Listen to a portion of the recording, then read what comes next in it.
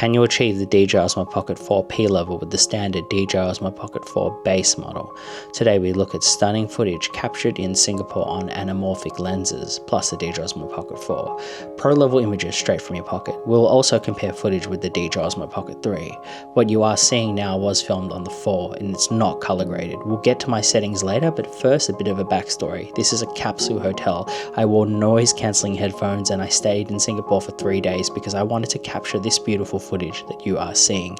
It was an impromptu trip. Previously in March, I actually filmed this footage here on DJI Osmo Pocket 3. You're going to see a comparison between the two footages today, just to get an idea of what is capable on a small camera. Now, my settings. I actually use 4K 10-bit 100 FPS in-camera tone movie and white balance 5800. This is all manually set, and for me, this is just to show what is possible straight out of the box. No color grading, just what you're seeing right here, right now. Because the DJI Osmo Pocket 4 is all about convenience, and it can get cinematic images. Now, if one really wants to make a pro level film on the Osmo Pocket 4, they're going to need to see this video to see what is possible from your pocket. But before we get into the comparison, let's set the tone for the video. We'll be taking a no-nonsense approach, intercutting between film footage captured in March 2026 on the Osmo Pocket 3 and footage captured this week on the Osmo Pocket 4. Neither footage is graded and you'll see the presets on the screen. Let's see what's possible out of the box on both cameras. So here we have the DJI Osmo Pocket 3 filmed in 100 FPS.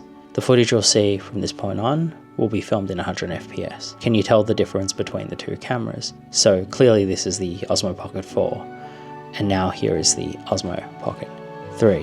What do you think of how each of them handles the scenery? One with the in-camera movie tone, which is the Osmo Pocket 4, and the Osmo Pocket 3 just using D-Log-M, which I actually find not to be too flat, regardless of it being a color tone that's meant to be color graded later.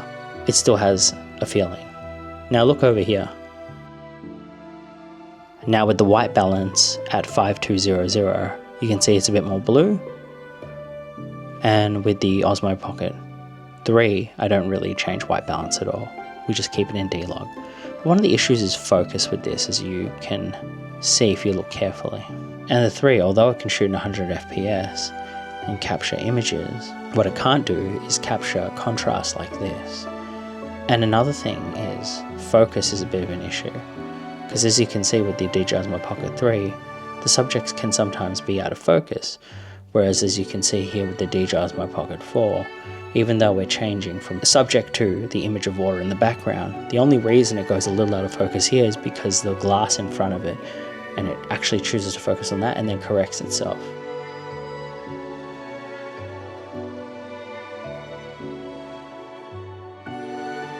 Again here, the DJI Osmo Pocket 3, you can see it's changing focus to the people on the side of me, then out of nowhere, and then this is just out of focus completely. So the 3 has limitations there with focus.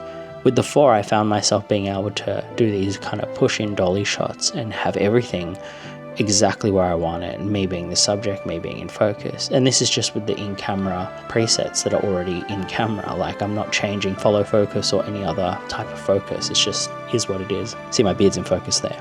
Now again, switching back to the 3, you can see water in the background.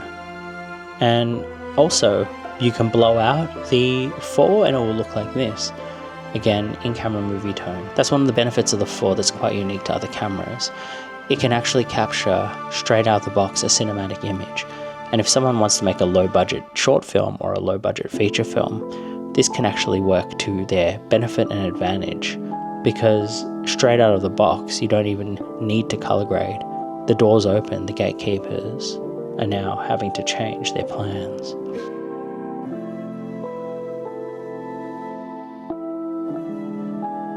Now look at this, look at how it handles focus here. And the contrast, straight out of the box, no color grade.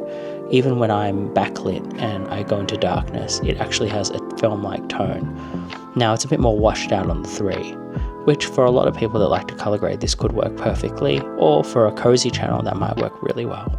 If you look at the contrast here again, here's another angle where I'm directly facing the sun. I'm lit, and you can see the reflection of the water on my face. You can even see all the little details that are getting picked up. that's quite magical, I think. I really enjoyed the Osmo Pocket 4 for that.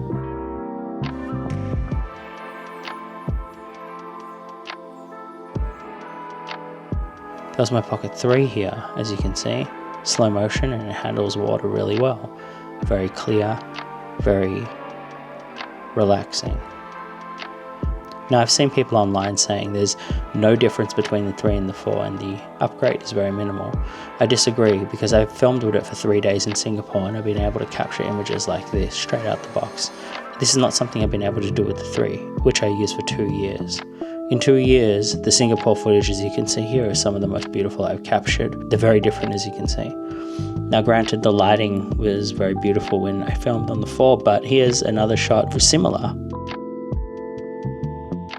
But because of the in-camera preset, you can actually see the difference. Now, the anamorphic lens does add a totally different feel to it. It's quite unique. We're seeing it with the anamorphic, and the Osmo Pocket 4 allows you to utilize the anamorphic lens in a way that you can push to the absolute limits of a small pocket camera, meaning you can get a pro image. Now with the 3, because there was limitations with the overall quality, I do think that the anamorphic doesn't work as well with the 3, although it still looks absolutely amazing. I mean, keep in mind this is a pocket camera, and this slow-mo is captured on the 3. That's amazing, really is. But again, a similar shot on the 4, and also straight out the box. But the truth is, it depends on what your mission is. If you're like me and you want to make a cinematic film or make a vlog that's very cinematic, the 4 is a really good option. But if you just want to vlog your everyday life, the camera that you have in front of you, the 3, might be the best one, even your iPhone. But as we leave, I want to show you the 4's capability on the anamorphic lens in multiple different setups.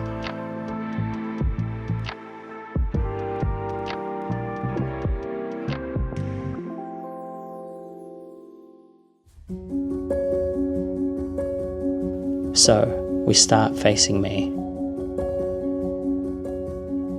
and then now I slowly become backlit.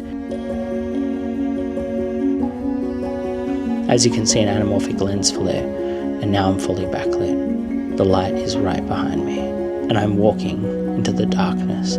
But even though my face, there's not much light on it, you can still see the detail. The blacks, they hold up. As I move in and out of light, as you can see, the leaves passing in the background, there is good bokeh. There is still bokeh. This image is feeling much more like a movie image, with the flares coming through, the details being held on the face, and the background being blurred out of focus. Even though it's on a wide anamorphic lens, this to me reads like a film, a tracking shot you'd see in a movie, a title credit opening scene, or the end of a movie before we fade to black. I hope this video has been enjoyable, and please stay tuned for the next few episodes as we show my journey through Singapore to get inspiration and to film on the DJI Osmo Pocket 4. Join me on this journey. Thanks and bye.